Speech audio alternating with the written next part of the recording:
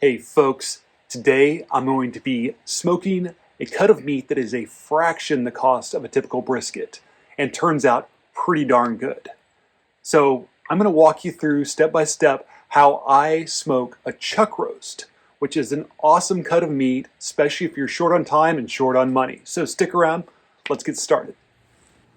Now, like a brisket, a chuck roast has a lot of connective tissue and it needs time to cook to break that all down and make it nice and tender. Unlike a brisket, it doesn't have the big fat cap, so you don't have to spend the time to trim it as much, but you do need to look for some that has enough marbling in the meat to keep it moist through the cook. Now, I picked up this 5-pound chuck roast at my local butcher shop and it's ready to go. So we'll start off by seasoning the meat. I use plain yellow mustard as a binder. This helps the other spices stick to it. And so I just put a fairly light coat all over the meat. Just wanted to make sure that I'm touching every bit of it so that the seasonings stick all the way around.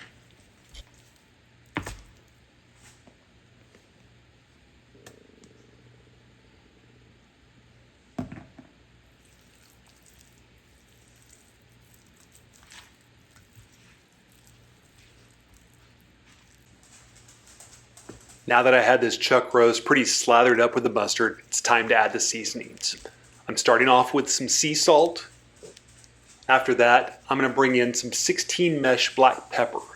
And I'm going to apply this pretty liberally. In fact, all the seasonings on this can go on fairly heavily. This piece of meat can take it. It's fairly thick and you're going to want a nice bark as the meat cooks.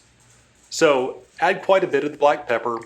And then I'm going to follow this up with kind of a generic brisket rub. You can use whichever rub you like.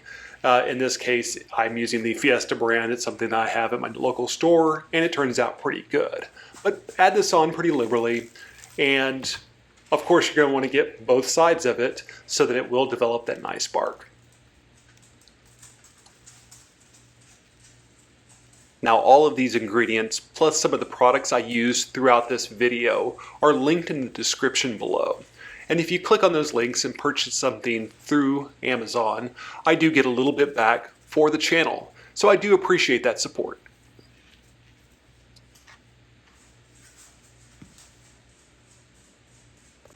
Now the meat is seasoned, we'll let it sit while we go start the barbecue pit.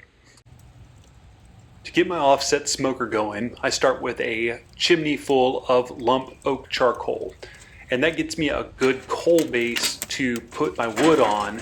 And I don't usually have to wait too long for that to get lit and start the smoking process. I'm using split live oak, which is native here to the Texas coast. We have plenty of it. And I've got a guy that splits it for me and delivers it, and it's good to go. It makes great barbecue wood.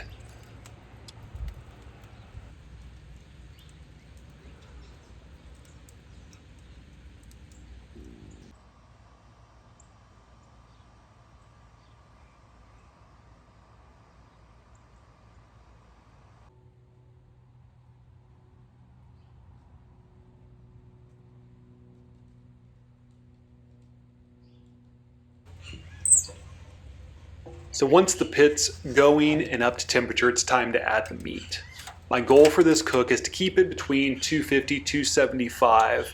Of course, there'll be temperature swings as we're going. We're going to get the meat up to just over 200 degrees before we take it off and let it rest. Now, probably around 165 to 170, we're going to hit a stall and I'll wrap it at that time. But right now, I'm going to keep it right there in the middle of the pit, let it smoke, let it do its thing. I'll keep a monitor with my wireless temperature probe and see what it's doing, and then we'll check back on it from time to time and get it going.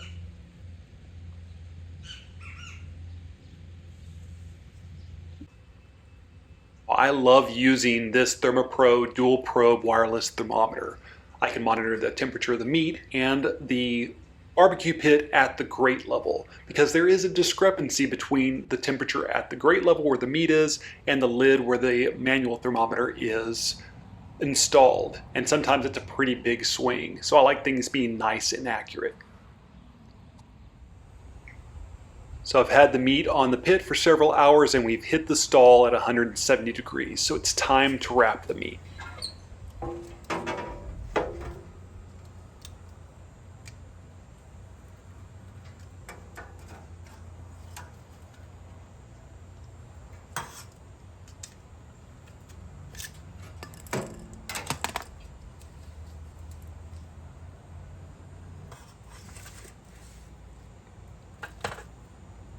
Oh no, a piece of meat fell off. I guess I'll have to eat it. And spoiler alert, it was delicious.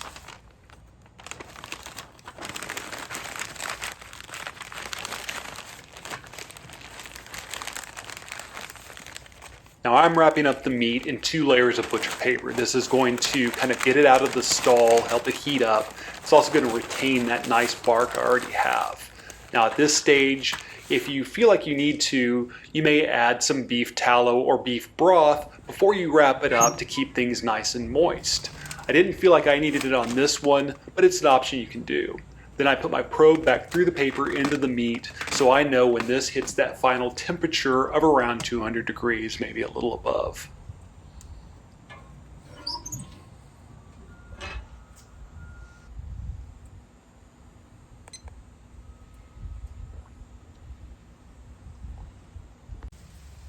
And we've hit our final temperature at about 8 hours of cooking.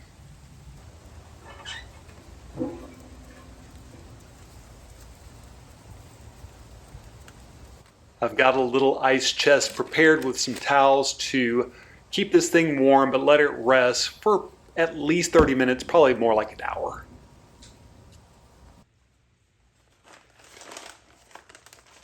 After about 45 minutes of resting in the ice chest, for one, you won't believe how amazing this smells.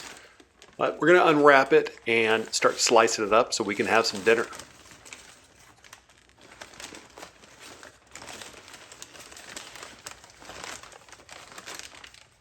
Using the butcher paper, you can see we retain that nice bark.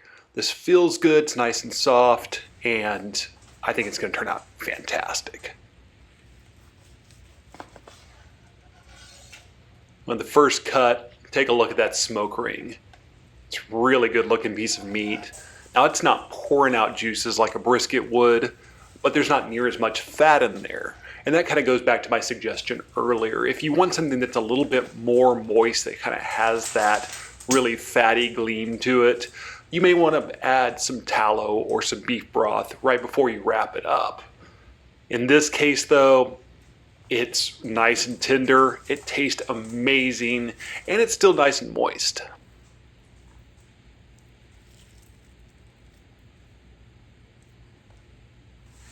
And what we end up with is a tender, delicious cut of meat that is a fraction of the price of doing a whole brisket. The flavor is amazing. I can't explain well enough how great this smells here in the kitchen.